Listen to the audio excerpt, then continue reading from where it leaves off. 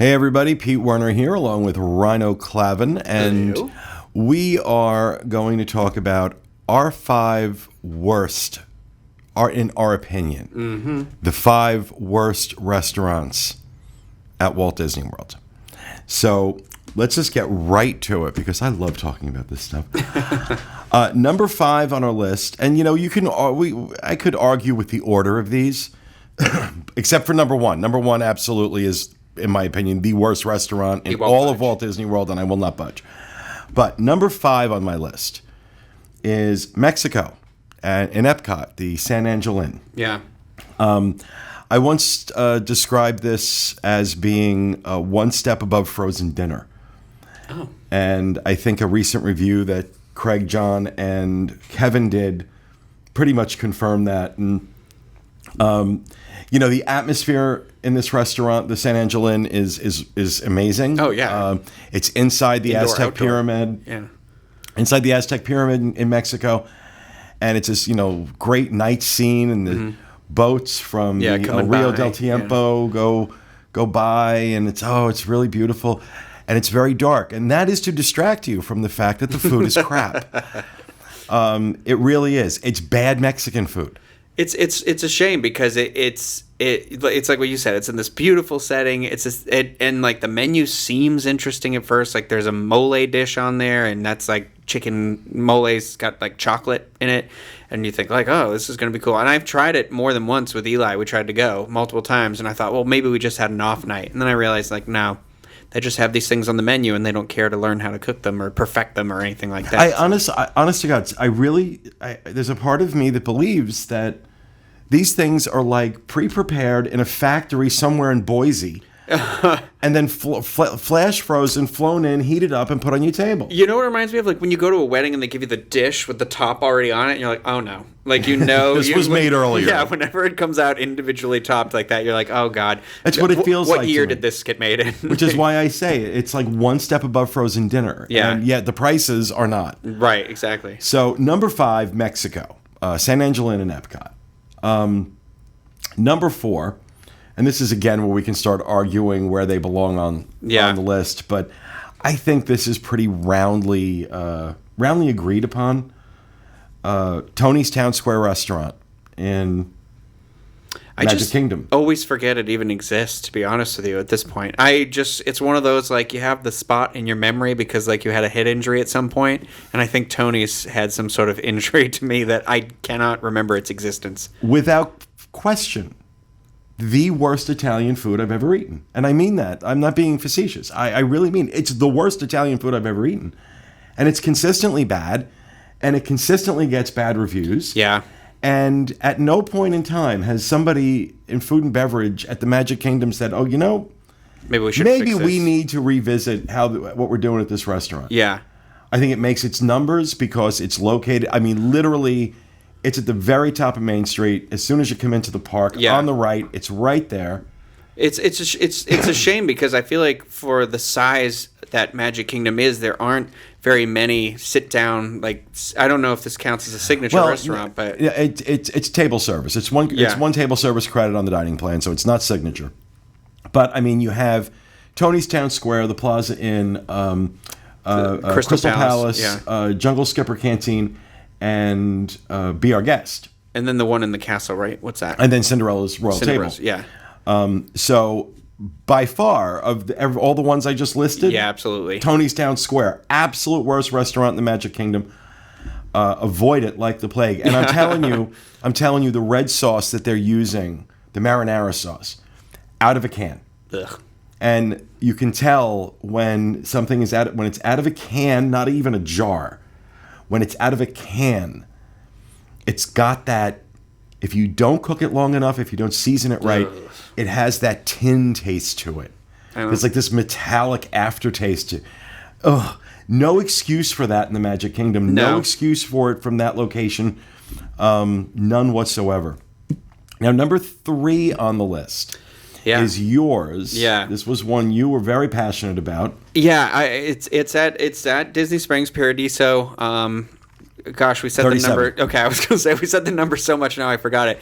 Paradiso 37. It's one of those, like, trick restaurants for me. Like, it always looks cool. It's in a cool location because it's on that hill as you're going from the area where Planet Hollywood is into where the old clubs used to be, and now is like the Disney Springs restaurant area.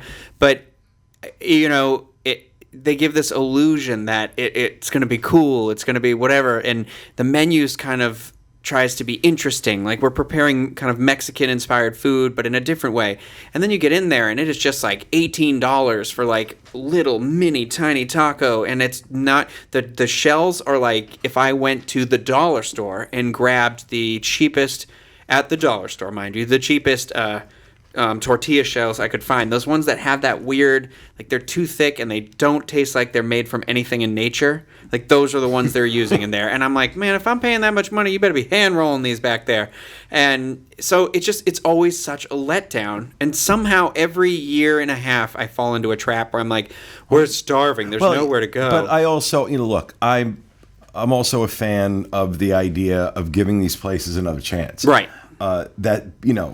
When we go and eat there, even if we're doing a quote unquote review for the show, it's a snapshot of our experience. They could, the kitchen could have been having an off night. Yeah. It just could have been any series of things that led to that, which is why with every one of these places that I've eaten there multiple times and had multiple bad experiences. And then you certainly get to, like being in an abusive relationship. Eventually you stop wanting to be hit. Yeah. And so you leave and you don't go back.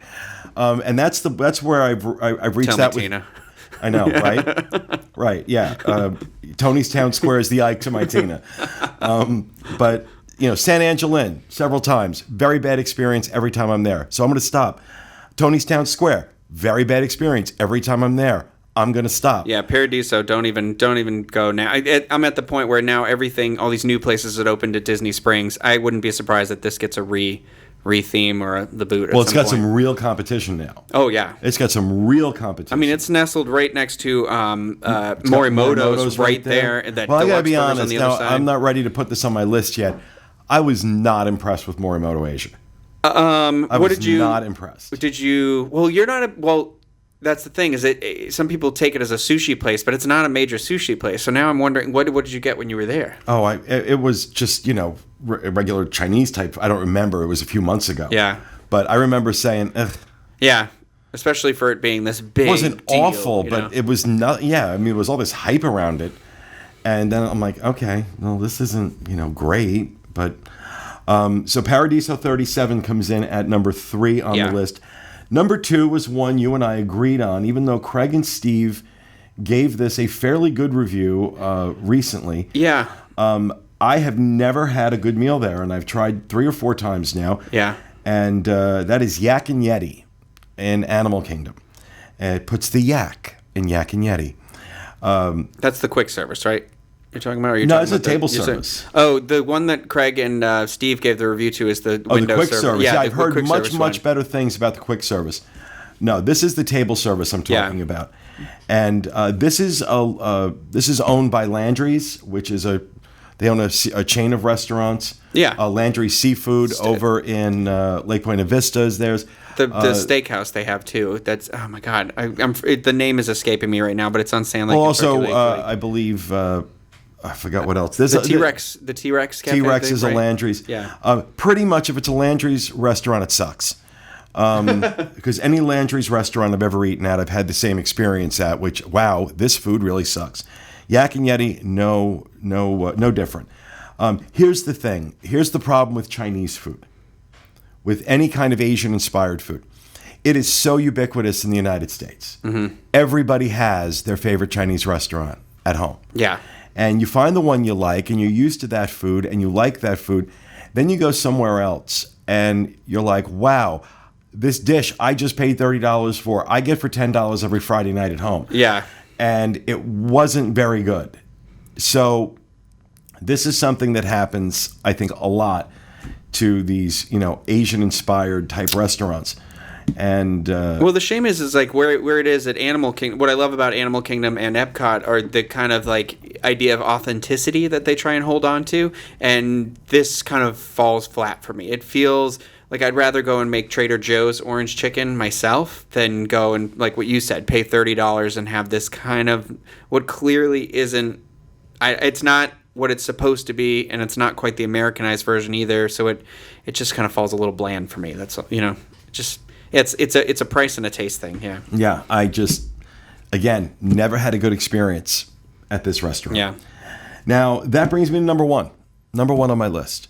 This used to be a place I loved because the food was fantastic, and you could, because it was kind of a hidden gem, you could go there without a reservation, never have trouble getting a table, and always have a really nice meal. I used to take people there all the time.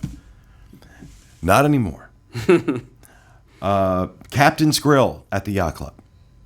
Captain's Grill at the Yacht Club is, in my opinion, the worst restaurant at Walt Disney World. In my opinion. Now, I realize other people may not share that. This is my opinion.